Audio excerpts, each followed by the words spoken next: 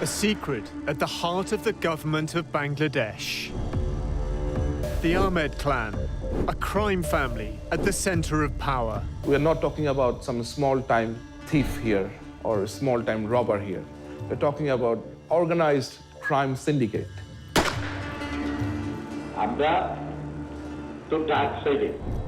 The clan includes 3 convicted killers, at least one who protected the Prime Minister, Sheikh Hasina. He was personal bodyguard. He had direct contact with Hasina. Our investigation reveals how the head of the Bangladesh army keeps his fugitive brothers safe and helps them get rich. This is his brother, actually. His elder brother is running the country. He has the power of Bangladesh army. He has the power of his brothers because they are gangsters. They are mafia. The army chief helps the Prime Minister pursue absolute power. Sheikh Hasina has been very, very upfront and transparent about her goal of destroying the opposition. The Muslim-majority nation secretly buys spyware from Israel, a country it officially doesn't recognize. I could never say the Bangladesh army is my customer because we cannot do that. It's spyware that can track political enemies. It is highly intrusive and it is indiscriminate. It can hardly ever be compliant with human rights. A Dhaka crime family says it has the tools of the state at its disposal.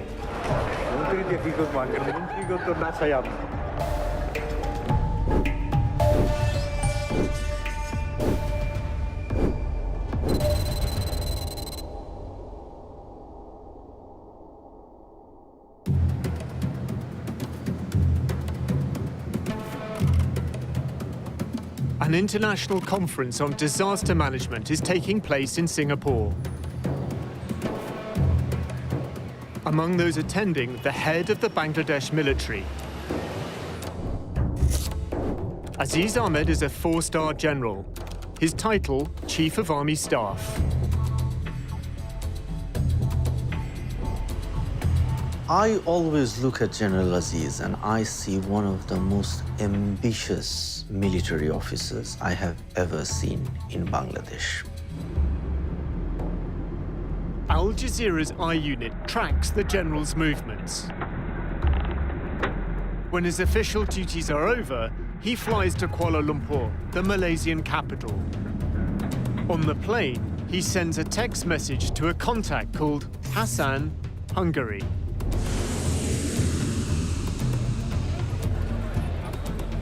Waiting at the airport are 2 men, identified from police files. They are Aziz's brothers. One is the man Aziz referred to in his text, Hassan, Hungary. His real name, Haris Ahmed. He fled a murder conviction and now lives under a false identity. He calls himself Mohammed Hassan. Also waiting is the youngest of the Ahmed clan, Joseph. He served more than 20 years in jail for the same killing. There appears to be a last-minute change of plan. Instead of meeting his brothers in public, the general exits using a diplomatic channel.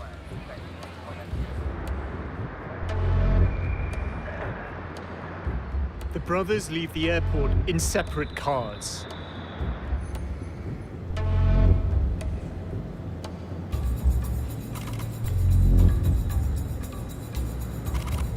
They regroup at a gated house in downtown Kuala Lumpur.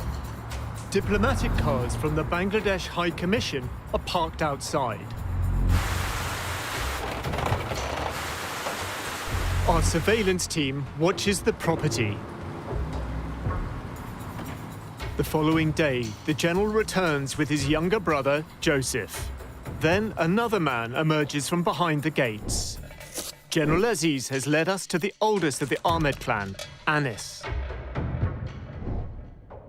Anis Ahmed has been on the run since his conviction for the same murder as his brothers. He's built a prosperous life in his new homeland. Property records identify two owners of the house where the clan is staying: Anis Ahmed and Mohammed Hassan. That's Haris, the brother of Aziz. And this man is Anis Ahmed, the other brother. He's also absconding. Interestingly, he hasn't changed his name. The Ahmed clan sets off escorted by diplomatic cars. They head to the Bangladesh High Commission for the evening. At one time, they were a backstreet gang. Now, they are expanding their power in Bangladesh and increasing their wealth abroad. Aziz, the general. Anis, the fugitive we found in Malaysia. Joseph, jailed for 2 decades. And Haris, a killer on the run. The investigation moves to Hungary.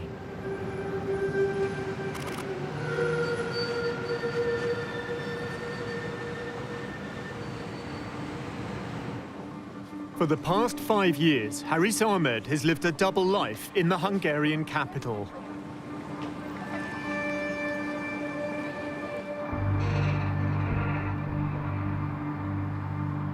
Haris is a very cold-blooded criminal.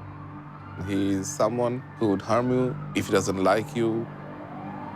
I got to understand that this person is not a very normal person. He is kind of a psychopath.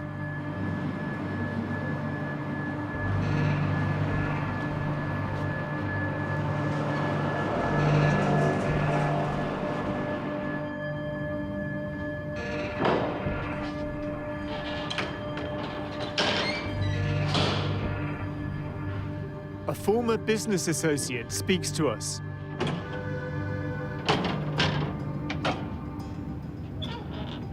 So it all started back in 2014, December. I received a phone call from an acquaintance of mine that General Aziz Ahmed is visiting Hungary.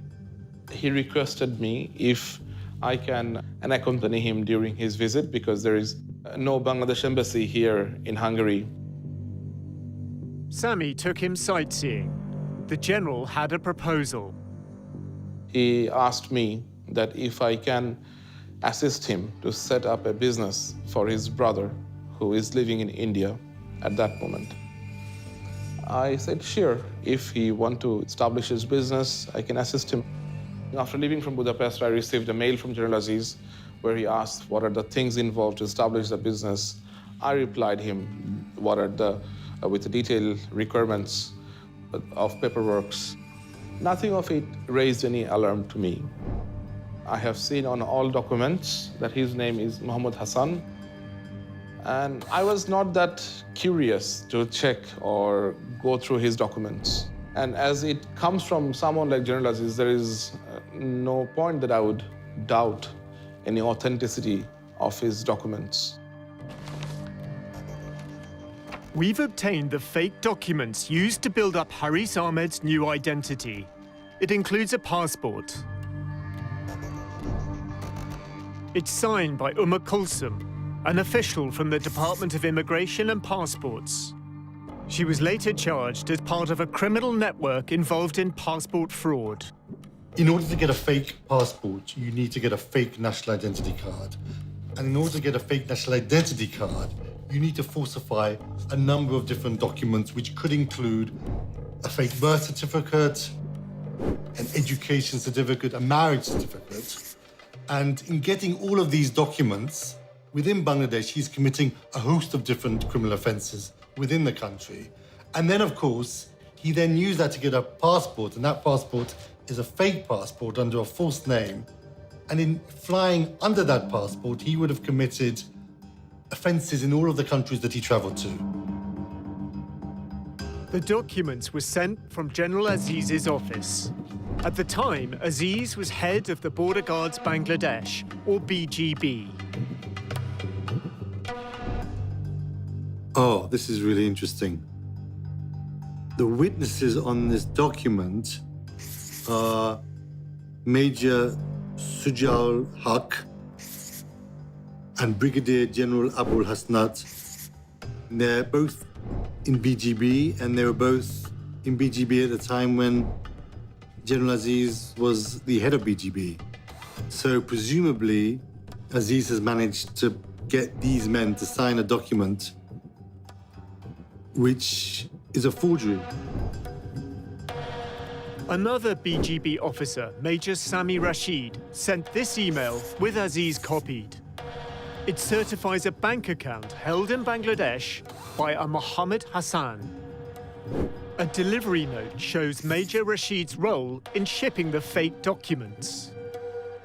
So in order to commit this fraud, to make it work, to get the signatures, to send it to Hungary, General Aziz has managed to make a variety of different senior military officers as accomplices.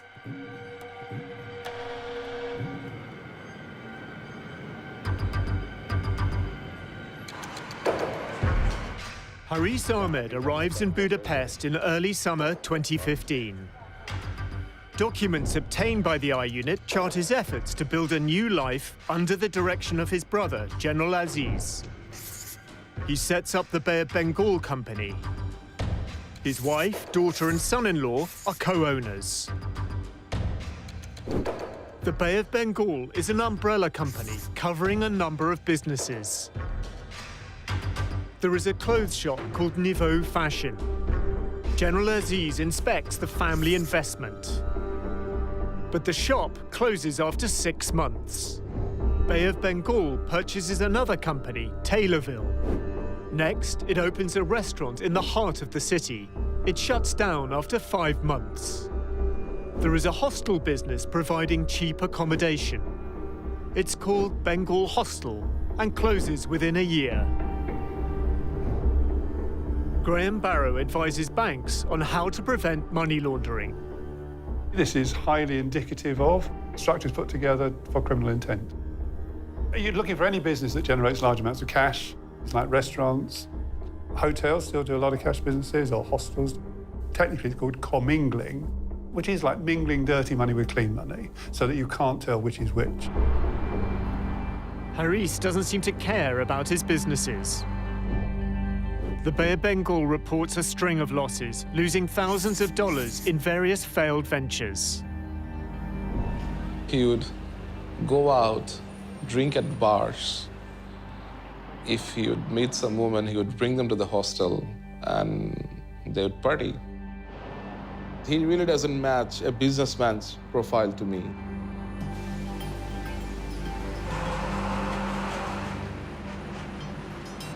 Sami discovers that Haris's financial interests lie elsewhere. Haris acts as a middleman who uses his connections to secure deals, especially official Bangladesh government contracts.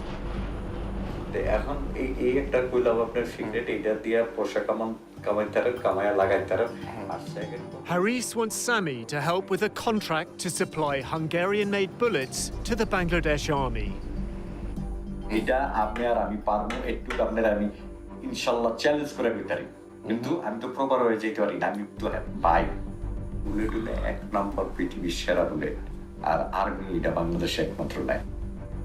Haris wants to use Sami as a frontman.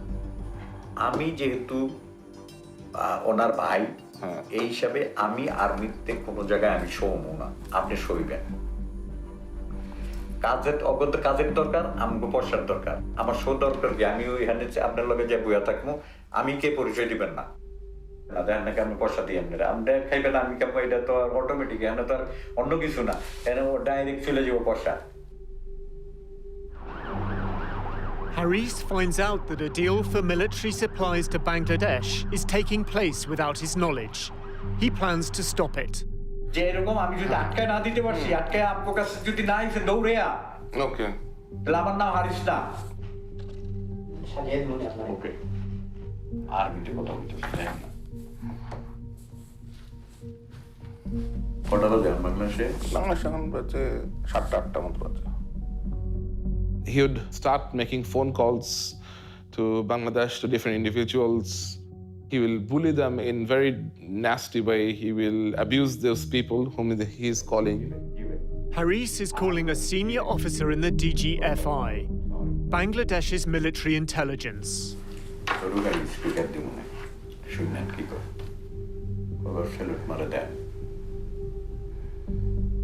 ভাই আসসালামু আলাইকুম ওই যে আপনারা বলছিলাম না যে ইউরোপের কিছু ইটে হইলে তারপরে হাঙ্গেরির আর একটু ভিড়ে দেন নামটা খালি বাকিটা আমি দেখি একটু দেখেন ঠিক আছে ভাই আমি একটা রেফারেন্স পাঠাইতাছি আমি একটা কাগজ পাঠাইতাছি যেটা হাঙ্গেরির থেকে চেষ্টা করতেছে এটা একটু দেখেন ঠিক আছে ভাই ওকে ভাই Haris tells Sami more about his business operation.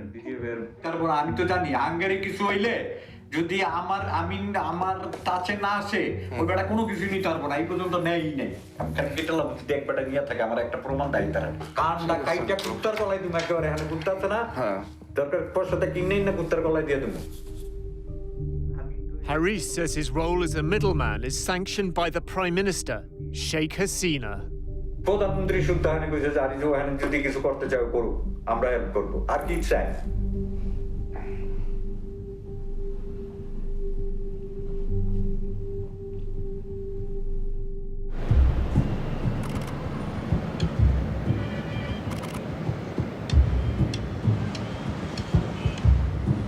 The destiny of the Ahmed clan has long been entwined with the story of Prime Minister Sheikh Hasina. She's the eldest daughter of Sheikh Mujibur Rahman, who founded Bangladesh as an independent nation in 1971. The country faces the aftermath of war. There is poverty and starvation. Law and order break down. As the crisis escalates, Sheikh Mujib abolishes opposition parties. The army stages a coup. Hasina and her sister are in Europe. The ambassador from Germany, he called.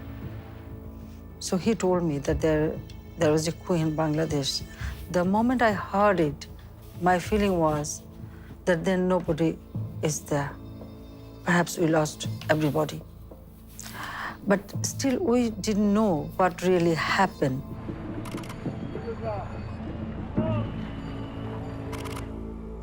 Army officers enter Sheikh Mujib's home. He is murdered along with 13 family members, including his 10-year-old son. The murder of Sheikh Mujib and his family was one of the most brutal episodes in the history of Bangladesh. The murderers even did not spare his little son. A large part of Sheikh Hasina's politics is shaped by her quest for justice, by her mission to avenge the killings. Less than 2 kilometers from where Sheikh Mujib is murdered, the Ahmed family lives in a sprawling district called Mohammadpur. Aziz is the second of 5 boys and a young teenager at the time. They would grown up in a very poor condition. Iqbal knew the family. He asked us to conceal his identity. His father had a low-level job, and whatever he earned, they couldn't run their family. Growing up amongst poverty and political strife, the 5 young Ahmed brothers form a close-knit bond. But Aziz stands out. In 1981, he joins the Bangladesh Army. The other 4, Anis, Haris, Joseph, and another brother, Tipu, they turn to crime. They were extorting money. They were doing kidnapping. They became a gang. It started from very small. Then they started killing people. They had a specific area in Dhaka around Mohammadpur, which they controlled, which they sort of divided amongst themselves with other crime bosses of Dhaka city. And they would go and extort businesses, and they ruled over that area as if it was their personal fiefdoms. These are criminals that we're talking about. They are killers who have caused significant amount of damage to human life. While living in exile in India, Sheikh Hasina becomes leader of the Awami League, the party her father had led. In 1981, she returns to Bangladesh. I started to mobilize people. The then government tried to prevent me so that I shouldn't come back. But I decided to accept it and come back to work for democracy. The military is now running the country, and several times Hasina is placed under house arrest. There are attacks on her life. The I Unit has obtained covertly recorded phone calls of General Aziz speaking to a colleague. The conversations took place in 2020. Aziz describes how his brothers protected the leaders of Sheikh Hasina's party, the Awami League. যখন হলো আওয়ামী লীগ ওই জাতীয় পার্টির সময় যখন হলো সবচেয়ে খারাপ সময় যাচ্ছিল, যখন তারা তাদের কেন্দ্রীয় অফিসে বসতে পারতো না, তখন কিন্তু my brothers they were the main strength of this party. কেন্দ্রীয় নেতারা এসে আমার ছোট ভাইয়ের অফিসে বসে তারা হলো পার্টির হলো প্রোগ্রাম এখান থেকে অ্যানাউন্স করতো তারা, কারণ অন্য জায়গায় তারা নিরাপদ মনে করতো না, তো তারা ছিল ইয়াতে। The clan is feared, but also faces vengeance. One brother, Tipu, is murdered. Tipu, he was a very renowned gangster, very sharpshooter, very intelligent. Among the brothers, he was the most intelligent person. It was a time when politicians and the street gangs needed each other. These kinds of gangs, they were involved in extortion, petty street crimes, extracting money from businessmen. But they also acted as muscle for politicians when required. They tended to link up with certain politicians, and they were used by politicians at particular moments when it served their interests. In the mid-1990s, Haris Ahmed joins Hasina's personal protection team. This is Haris, Sheikh Hasina. Iqbal remembers Haris from that period. He is around Hasina's security, personal security. And that meeting was in Muhammadpur. That is Haris's area. He organized all the meetings. He was personal bodyguard. General Aziz recalls a recent statement by Sheikh Hasina to party leaders. Honorable said, যে দেখো ওর ভাইরা কে আমার থেকে বেশি তোমরা জানো না। The Prime Minister compares the loyalty of the Ahmed clan, who protected her when she was attacked, to the inaction of the senior politicians surrounding her now. কোথায় ছিল যখন হলো নাই যে যখন আমার বাড়িতে গ্রেনেড হামলা করে, আমার বাড়িতে এরকম করে, আমি কোন কোথায় ছিল তোমরা? এই চিফের ভাইরা আমার আশেপাশে ছিল, তারা ছিল তখন আমার মেইন চালিকা শক্তি। তোমরা কোথায় ছিল তখন?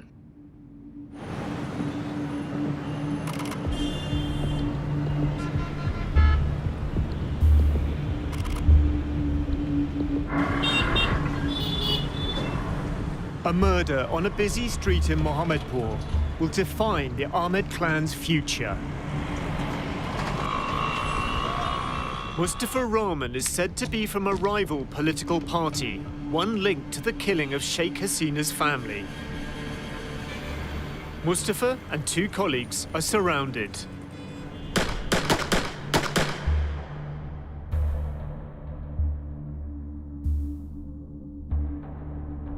Mustafa is rushed to hospital.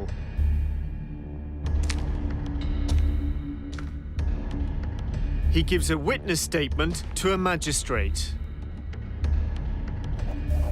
Joseph, Haris, and Anis have shot me. Harish shot me with a licensed gun. Joseph took the pistol from my waist and shot me in the stomach with it. The others also had pistols in their hands, and they shot at random.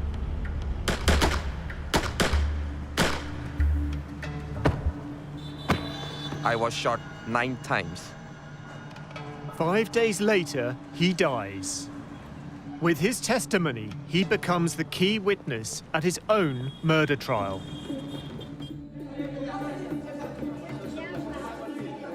One month after Mustafa Rahman's murder, Sheikh Hasina becomes Bangladesh's new prime minister. The 3 Ahmed brothers are charged with murder. 8 years later, when Hasina is no longer in power, they're convicted. Joseph is sentenced to death. Anis and Haris are sentenced to life imprisonment. But they're already on the run. For 15 years, they're not found, until the I Unit tracks them down.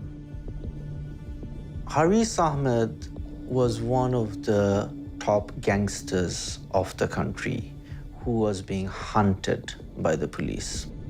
Anis Ahmed, he was accused for a very brutal murder. I don't think that they could have fled the country without some sort of help from some powerful people. The sequence of events is quite interesting. Around 1994-95, Haris, he acted as her bodyguard. Then, a year later, 1996, a murder of somebody who is said to be a political rival to Sheikh Hasina took place, in which the 3 brothers, including Haris, were subsequently convicted. But maybe she feels the less she knows about all of that, the better.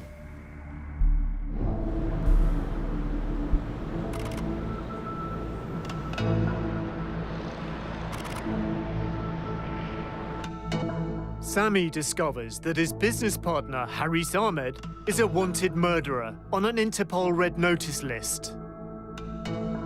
I felt that I have been used as a tool to provide a passage to a safe country for this man who established business with my assistance. And I felt that Mr. Haris and General Aziz have used me. I thought of reporting him to the police, but again, I was fearful of my life. Sami tries to cut ties with the Ahmed clan.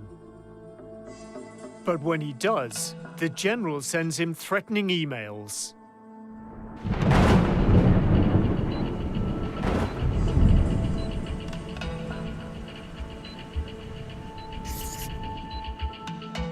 General Aziz became very violent with his words.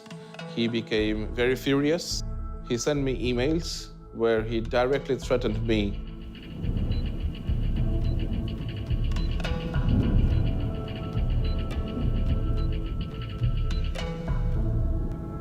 And he said that if his brother has to return to Bangladesh, then people responsible will regret their life. General Aziz keeps trying to draw Sami into his web.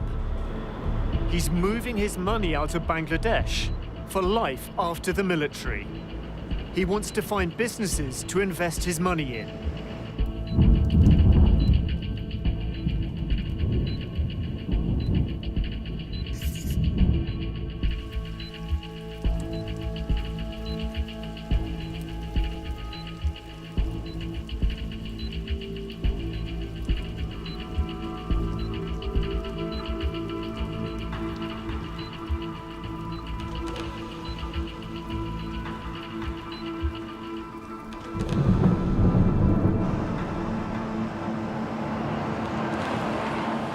By 2019, Sami's had enough, but he goes along with their schemes. Except now, he's working with the I Unit.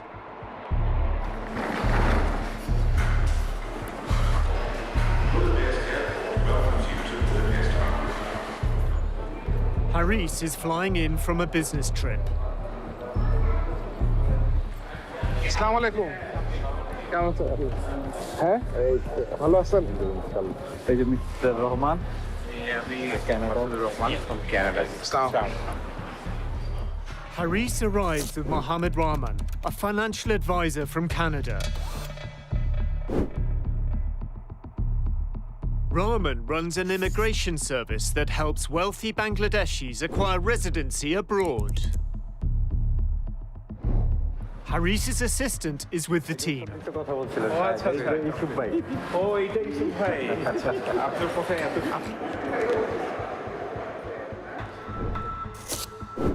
Yusuf Ali handles Haris's bookkeeping. কোথায় কোথায় গেলেন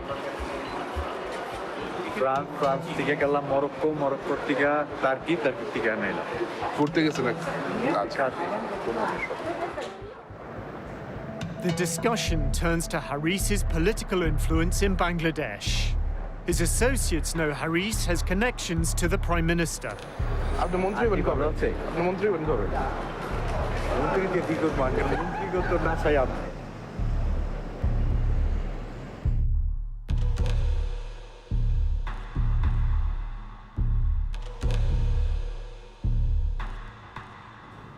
Despite his apparent lack of business success, Haris has significant sums of money to invest.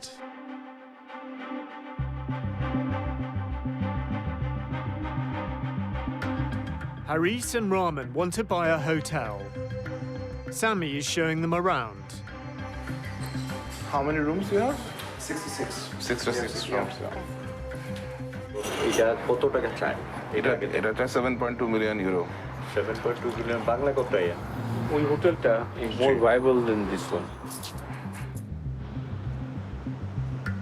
The Bay of Bengal, the umbrella company for Haris's investments, has an office in this building. It's above a goulash restaurant, owned by Haris. Next door is an unlicensed foreign exchange bureau. That too belongs to Haris. It's manned by his assistant, Yusuf Ali. Yusuf confirms to Sami that Haris's main source of funds is government contracts from Bangladesh.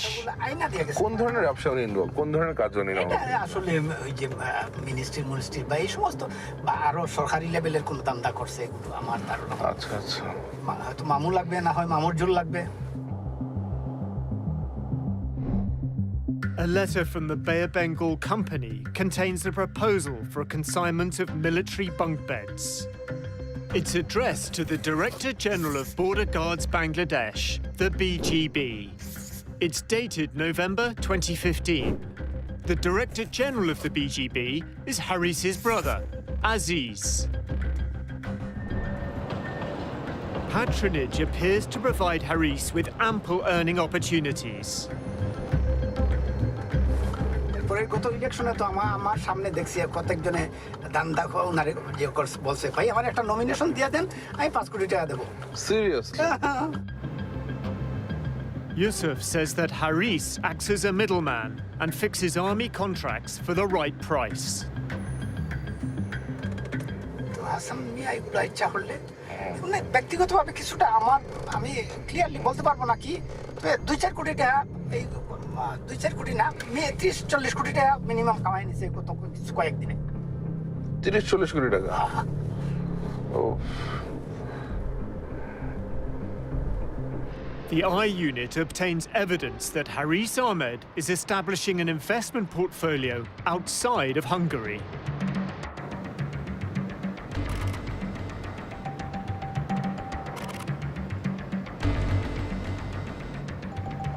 Using the same false identity, he builds a French business empire. In 2018, he buys a stake in a company which deals in computers and IT. The company has 2 registered offices. One on the outskirts of Paris sells mobile phones and offers international money transfer services. The pace picks up in 2019. In the space of just 7 months, Haris buys stakes in 4 more companies. In April, he found Snigdha, which owns a fast food outlet. Then in May, he buys a stake in a retail company called TPTY. He sells it shortly after. This pattern and style of doing business is not inconsistent with money laundering. The construction of companies, company types, jurisdictions, bank accounts, the whole range of activities that he has been involved in are entirely consistent with schemes put together to funnel criminal funds through the system in order to make them look legitimate. There is absolutely the ability to hide in plain sight. So the busier the financial centre, the easier it is to lose a bit of dirty money in it. In June 2019, he registers the Bay of Bengal in France, which owns an Indian restaurant.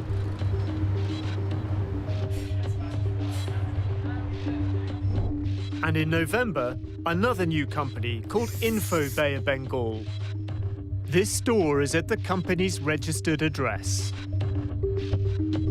He's connected to 3 properties in the Paris suburbs, including one with an estimated value of nearly $500,000. Corporate filings reveal a buying spree by Haris, who's moving money into France under his fake European Union residency. It's introducing the money into the system, layering, moving that money between lots of different companies and countries, and then integration, putting it back into the real economy. Well, what better place to put it back into than property? It is the traditional home of dirty money.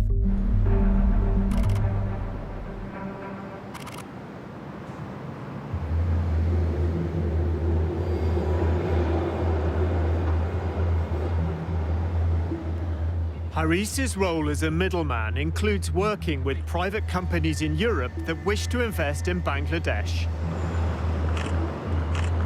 Mohammed Rahman, the Canadian businessman, comes to help Haris negotiate a potential deal worth a fortune.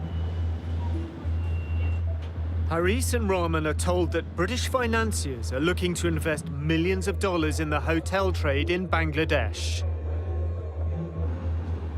Sami organizes a video conference with a British investment firm. Haris uses his assumed name. Hello. Hi, good morning. Hello. Hey, gentlemen. I'm Yes, hello. Hi. Mohammed Hassan. Mohammed, pleased to meet you. So my name is Mr. Rahman from Canada, Vancouver. Pleased to meet you too. But this is not what it seems. The representative of the investment firm is working for the I Unit. To do something in Bangladesh is really great idea, but there's some problems because of still there's political issues and a little bit corruption. So of course, although the country is coming up has such a problem. But good things for Mr. Hassan because he is very well connected with the high officials, very connected with the government, especially the Prime Minister herself. In return for his high-level contacts, Haris demands a commission of 20%. Just 1 second, please. He breaks down the fake investment proposal. 100,000 euro, dollar or euro, or 100 billion. এটা invest করতে হবে যদি 5 star বা any business যা করতে চায় for land by purchase এত মিলিয়নের নিচে কোনো সুইটেবল ওই ধরনের ব্যবসা হবে না আমাদের যেটা ওইটা 20% for all negotiation. Then Rahman spells out how they work. Then he will send this letter to his elder brother and will officially visit your place to talk a little bit more. If needed, we'll call our High Commission in London. So High Commission people also will be in the meeting to make it real official something. Then he can take this proposal to our Prime Minister and the army chiefs, which looks better and solid and concrete. So his company will be your consultant for Bangladesh. Basically, at this moment, his elder brother is running the country, in fact, because our Prime Minister leave everything to army chief to run the country for the big developments. This is his brother, actually.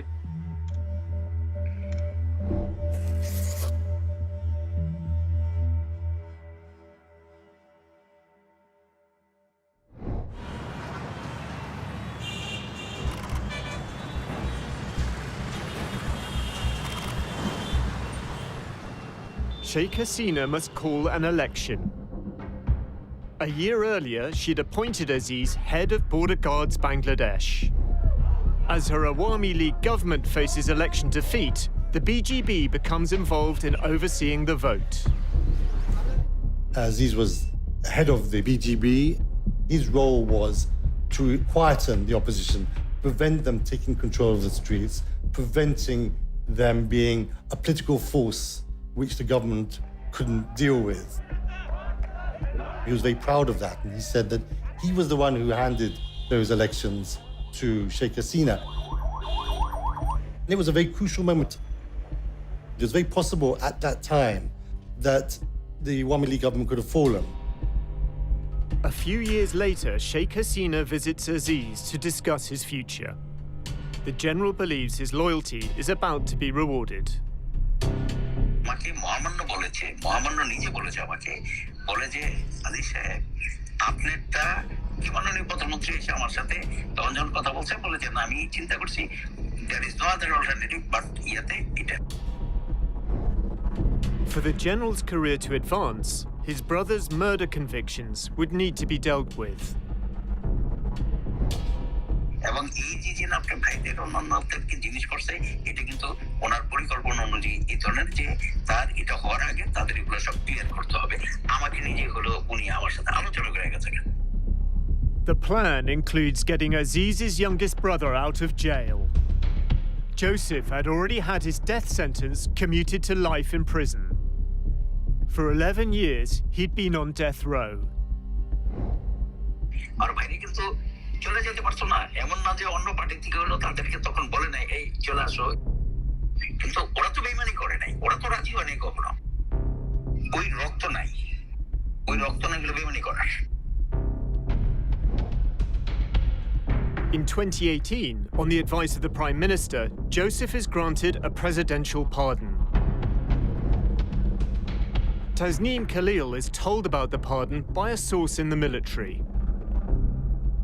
I was a bit surprised that why this army person is talking to me about a top criminal getting a pardon, because I did not make that connection instantly.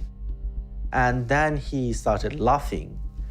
And then he said, you realize one cannot become the chief of the army when his brother is in prison on murder charges. A month later, General Aziz Ahmed becomes army chief. I mean, that's when I realized, okay, he's talking about General Aziz, and this is not really about Joseph, the criminal, but it is about Aziz, the general. It's pretty extraordinary. Sheikh Hasina thought that General Aziz was an appropriate person to appoint as Chief of Army Staff. So you have to ask, why was she so willing to take that risk?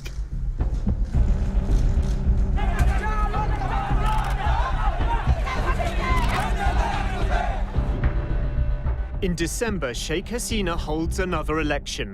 General Aziz helps her consolidate power. In 2018, Army played a very active role and assisted the massive rigging that went on in nearly every voting center in Bangladesh. The leader of the opposition and Hasina's longtime rival, Khalida Zia, is in jail. Others detained and never seen again. Sheikh Hasina has been very, very upfront and transparent about her goal of destroying the opposition. She's basically trying to brand herself and her family as being synonymous with the state. The opposition has been significantly repressed. They can barely function as an opposition. The law enforcement authorities have been able to act with tremendous impunity in relationship to extrajudicial killings and enforced disappearances, which have to some extent become systemic now within the whole way in which the country operates.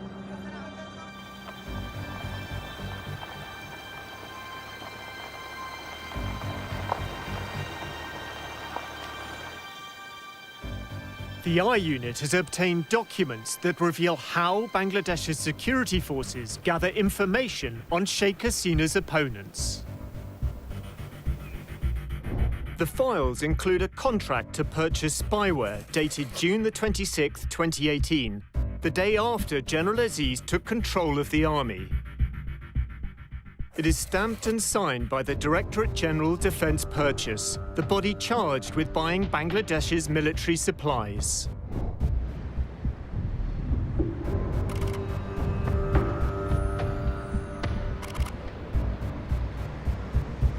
In February 2019, I was contacted by a friend of mine who was serving with the DGFI. A group of 4 Bangladeshi officers are visiting Budapest for some official reason. The officers are from Bangladesh's military intelligence service. I invited them for dinner. They said they will have 3 more guests with them. The 3 additional guests include 2 Israelis and an Irish national. But the 2 Israelis, who are intelligence experts, decide not to attend dinner. Only the Irishman gets out. The Bangladeshi officers introduced me to the guy, and he introduced himself as a contractor for some surveillance equipment company. I heard them discussing about purchasing this spyware, this device that they can basically conduct surveillance on general people's mobile phone. The contractor said that no way that people in Bangladesh should know that this product comes from Israel. And that is when I decided to turn on my recorder. My company is based in Singapore, so I am the selling agent. The middleman for the deal is James Maloney from Sovereign Systems. So we can supply Wi-Fi interception, as well as cellular, as well as video surveillance. The documents confirm that Bangladesh is indirectly buying surveillance equipment from a company in Israel. HIC-6 was founded by former Israeli intelligence experts. Bangladesh has no diplomatic relations with Israel and cannot legally trade with it. The Bangladesh passport prohibits travel to Israel. Bangladesh has the world's 4th largest Muslim population. It says it won't recognize Israel until there's an independent Palestinian state. The Bangkok-based Maloney acts as the facilitator. But even his company's website includes no reference to PIC-6. It's from Israel, yeah. So we don't advertise that technology. We don't put the cellular interception or Wi-Fi interception on the website. We're very careful about our public profile. The Israelis train the 4 Bangladesh intelligence officers in a warehouse outside Budapest. We've blurred the images of the Bangladeshi officers. James Maloney is in the middle. We've been unable to identify the 2 Israeli intelligence experts. PIC-6 did not respond to our request for comment. The spyware's manual describes the P6 Intercept, also called an IMSI catcher or Stingray, as a mobile phone monitoring system. It behaves like a cell tower, so all of the phones in a certain area are going to connect to it, and it's going to be capable of intercepting communications. Everything you're doing on your phone, text messages, phone call, but also the website you visit, are going to be intercepted. Up to 200 or 300 mobile phones can be connected to it simultaneously. The specific model is also capable of interfering with the communications. So you're going to be able to change the content of a text message. You could be spoofing the identity of someone. Israeli technology can now be used to monitor and quell further protest. It is a tool of mass surveillance. The sort of use we've seen is to kind of identify groups of people and to determine the networks that exist. So you know there's one person who's going to be there. You're going to the place, whether it's a protest again or a gathering, and you're looking at everybody who's in the area, and so you can keep investigating and having more people under surveillance at the same time. The technology is very aggressive and intrusive. You don't want the public to know that you're using that equipment. The final contract contains the condition that the supplier and the Bangladesh military sign a non-disclosure agreement. It also hides its origin. Instead, it states, made in Hungary. Knowledge is power. So if you know what people are saying, where they're going to meet up, what they're planning to do, you can know a lot of things. And then you have the power to act. Haris claims he can use Bangladesh's security services to monitor the phones of rivals. He says a paramilitary unit called the Rapid Action Battalion tracked a phone for him. The head of RAB at the time is Benazir Ahmed, here with Haris's brother Joseph after his release from prison.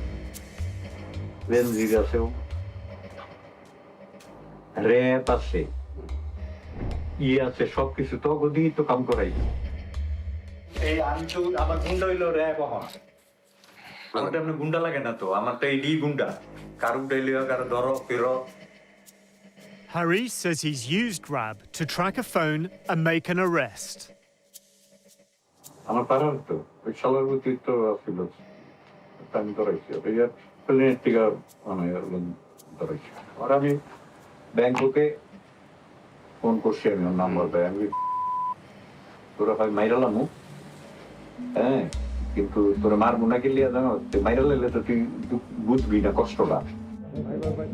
Salim Prodhan was convicted of gambling offences and jailed for 6 months.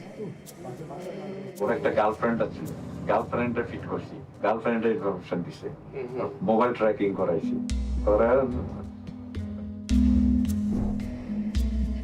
In April 2020, Benazir Ahmed moves from RAB to become the most powerful policeman in Bangladesh. ওরা কাজ করে আমরা গুন্ডা আছে police আছে পুলিশই তো আমরা গুন্ডা গুন্ডার লাগে না তো গুন্ডা হন পুলিশ যার পুলিশ লাইন আছে যার প্রশাসন আছে হেই হন গুন্ডা Haris prefers not to attract attention by directly involving his brother. যেটা আমি কি করতে আর খামোশা খাকি পোশাকের মধ্যে ঢুকে বসে থাকবো হিসাবটা বুঝছেন সে অমুক আছে তমুক আছে আইজি আছে এবং তা আমাকে তো দরকার হয় না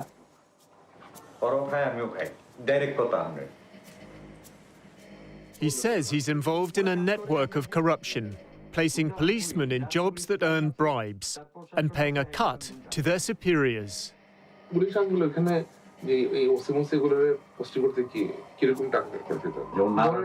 আমি আপনার এয়ারপোর্ট থানার ওসি মিনিমাম 10 কোটি টাকা 5 কোটি টাকা অ্যাকচুয়ালি ট্রান্সফারের টাকাটা খায় home minister IG police commissioner তিনজন মনে করেন 5 কোটি টাকা কন্ট্রাক্ট করলে হয়তো 3 কোটি টাকা দিয়ে 2 কোটি টাকা আমরা এটি কখন যায় বুঝছেন এই হলো কাহিনী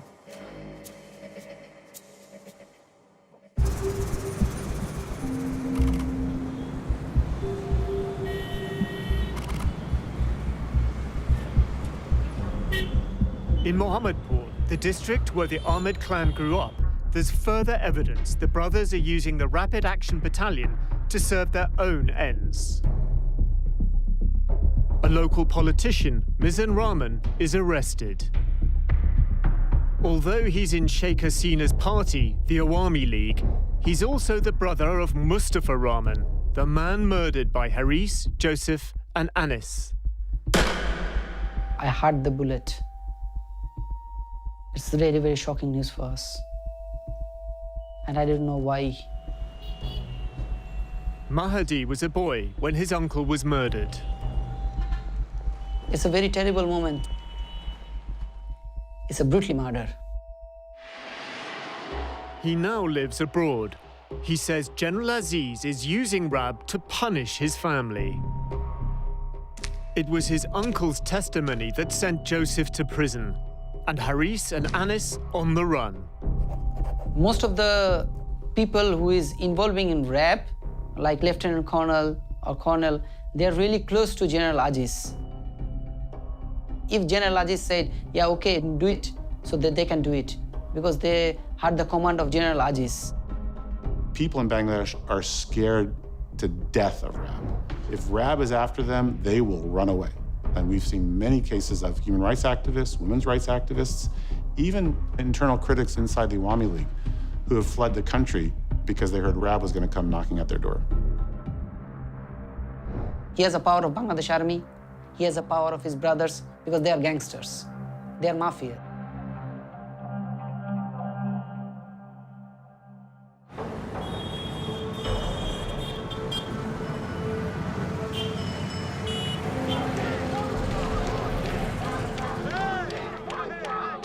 In a nearby ward in Mohammadpur, a young member of the Ahmed clan is running for election.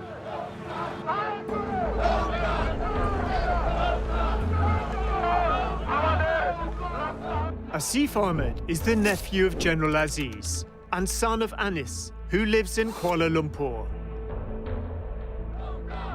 In January 2020, Asif launches his political career. He wins on an anti-corruption platform. এবং দুর্নীতিটা আশা করি অনেক কমে আসবে। আমাদের মাননীয় প্রধানমন্ত্রী দুর্নীতি বিরুদ্ধে যেভাবে অভিযান চালাচ্ছে সেটার ভয়ে অনেকে হয়তো ইনশাআল্লাহ সামনে দুর্নীতি করার সাহস রাখবেন না। আমি তাকে অনেক ধন্যবাদ জানাই এরকম শক্ত একটা পদক্ষেপ করার জন্য। নিজের দলের লোকজনকে সে ছাড় দেয়নি এই দুর্নীতি বিরুদ্ধে অভিযান করার জন্য। ধন্যবাদ।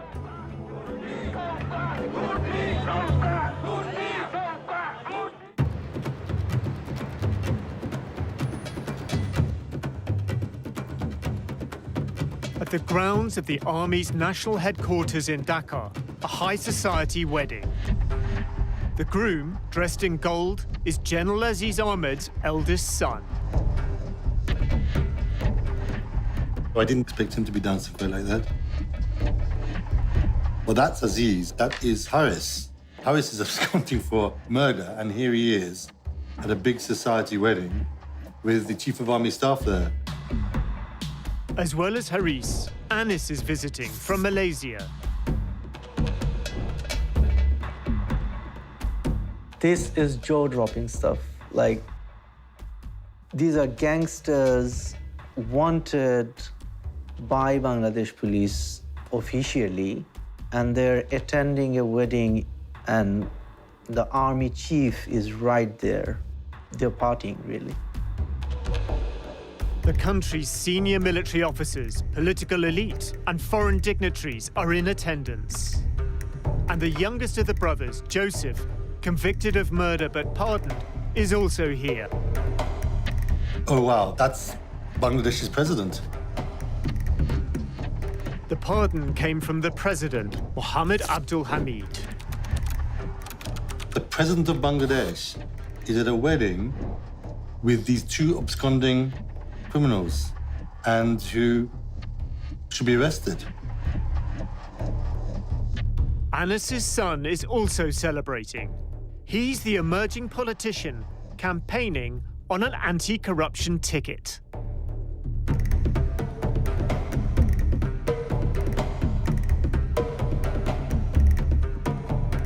The next generation is properly in place. If the same regime continues, we can see that the second generation of these people would take place and turn Bangladesh into an absolute mafia state.